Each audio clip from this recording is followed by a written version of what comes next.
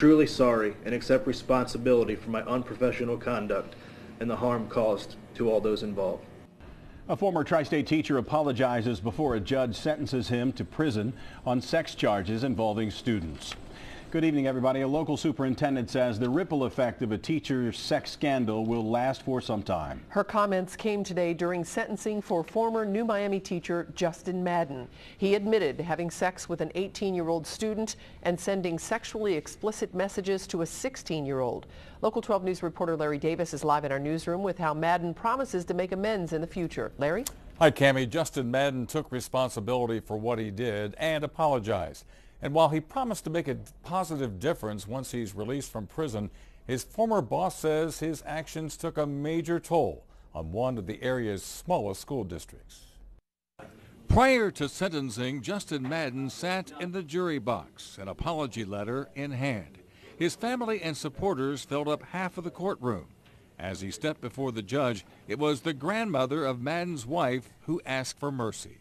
He has been a rock in our family, and I love him just like he was my own child. Then it was Madden's turn. The former New Miami high school government teacher and coach acknowledged he lost his career, respect, and the trust of others. He said he's had a lot of time to think in jail. The long, lonely nights have given me nothing but time to feel regret and shame for my actions.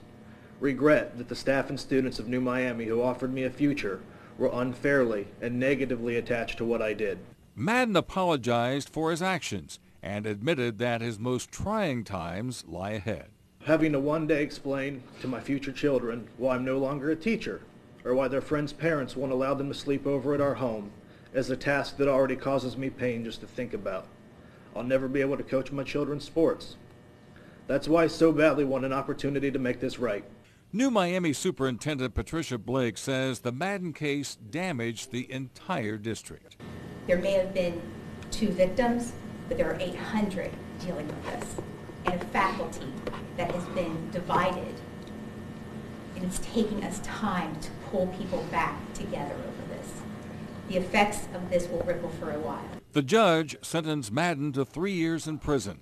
Outside of court, his attorney acknowledged the end of what was once a promising career. I mean, when you think about it, he's thrown away his career. He was an award-winning teacher, and now everything is gone. Everything. And Cammie, Madden will also have to register as a sex offender. The judge granted a defense motion that will not require law enforcement to notify future employers and neighbors of his status. Now, the judge said the Madden's crimes did not involve any young children. His status, though, will be public record and would turn up on any future background check. Live in the newsroom, Larry Davis, Local 12 News. Cammie, back to you. All right, Larry, thank you. Madden also told his victims to erase any social media and phone contact they had with him.